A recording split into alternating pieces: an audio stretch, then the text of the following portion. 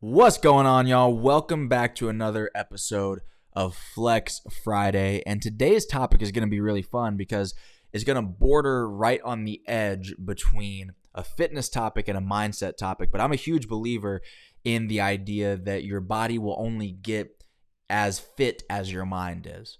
Right? If you don't have the proper mentality about how you train, why you train, it's going to be really difficult for your body to supersede what your mind can conceive. Okay.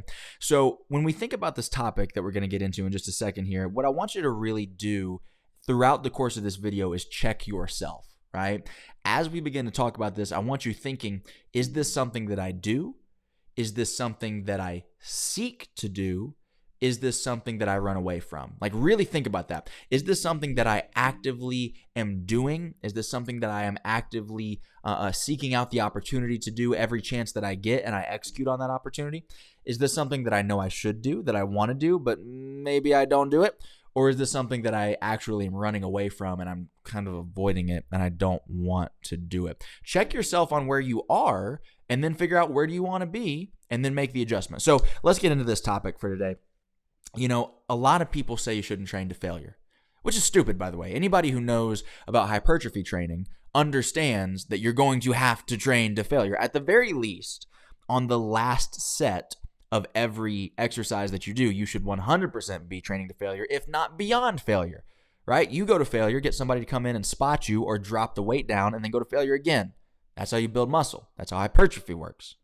But for whatever reason, a lot of people say, no, because that's going to break down the muscle and then my next set isn't going to be as beneficial. Fine. That's why you do it on the very last set of every single exercise. But the point that I want to get to is if you never train till failure, you never know where your failure point is. And that is something that a lot of people are missing out on. Because if you don't know where that is, you don't know how hard you're really pushing yourself. And so you might say, you know what, I'm pushing myself as hard as I possibly can, and I am at a 10 out of 10 level of effort on this particular exercise. And all the while, you're actually at a 7 out of 10. You had no clue, right? What I want you to do is the next time you go into the gym, the last set of every single exercise that you do, right? So if you do 5 different exercises, the last set of each one of those should be pushing yourself to absolute, complete, and utter failure. And I want you to observe yourself as you do this. I want you to observe the thoughts that are happening in your mind. I want you to observe when you begin to quit, when you begin to think about quitting, when you begin to pass that ratio of my body can do it, but my mind doesn't want to do it, right? Because there's a ratio at play here. And so a lot of times our body can do it, our minds are ready to do it. And then very, very rarely, our minds are capable of doing it, but our body, we're just too tired and we push ourselves too hard and it can't happen. More often than not, our body can do it and our mind is the one that gives up first.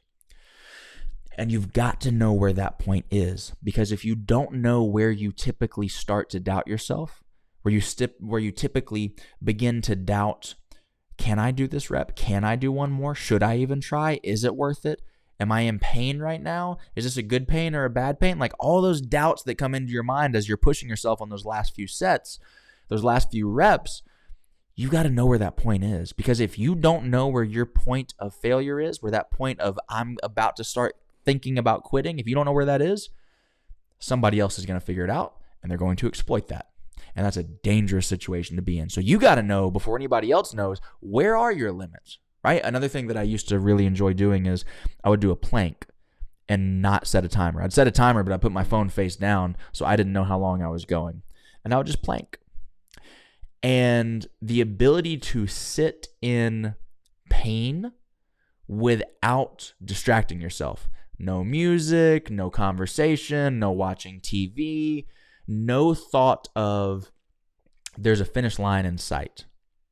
Because see, when you're distracted and you're listening to music while you work out and you know exactly how many reps you're supposed to do and after the 10th rep I'm done, anybody can do that. Like that's really easy to push through. But when there's no distractions, it's just you and your own mind and there is no finish line and you're just supposed to go and go and go until failure, then what's going to happen is you're going to sit there and you're going to start wobbling in that plank and you're going to say, am I at failure yet?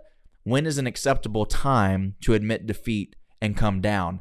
When is it an acceptable time to make the decision that I'm done? Because let's be real, most of the time when we do something like that, that's a max hold or we're truly going to failure, we're not actually going to failure. We did 1 rep and it was so hard that we decided to only halfway try on the last one, and then we didn't make it up and we said, oh, I went to failure. No, you didn't. No, you didn't.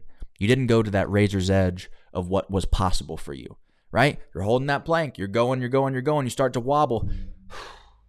You just let it collapse.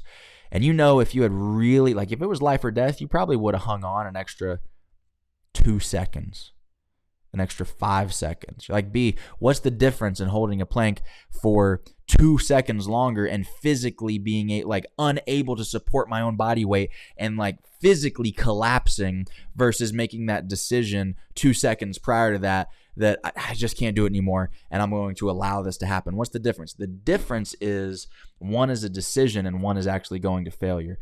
And when you learn to push yourself to that level where it's not an option, where it's not a decision, where you're not the one that's saying, okay, it's time, that's when you start to learn about yourself. Because the chances are if you could make it 2 more seconds, you can probably make it 10 more seconds. And if you can make it 10 more seconds, you can probably make it 30. If you can make it 30, you can probably make it 60. And so you're going to discover what your real limits are. And you're going to discover where you're weak. You're going to discover those parts of your mind that say, is now an acceptable time to make an excuse? Is now an acceptable time to say that this is too uncomfortable, that I don't want to keep going? And again, if you don't know where those points are, and then you're in a business situation or a relationship situation and things get difficult and the adversity and the opposition comes and you don't know what to do because you've never been there before. You've never fought that hard for something. You've never worked that hard. You've never pushed past what your mind perceives as a limit to really see where is the limit. And only those who risk going too far will find out just how far they can really go. So the next time that you're in the gym, the last set of every single exercise, I want you to push yourself to a place you've never pushed yourself before. I want you to truly go until failure. Cut out all the rest period, the prime hypertrophy zone, that. Just go until you can't go anymore. Stop overthinking it. Go until you can't go anymore. And the benefit, both mentally and physically, from that will be something that can far outweigh anything that some slide ruler freaking plan that's written out could ever get you to. I guarantee it. That's how I train. And I tend to get pretty good results.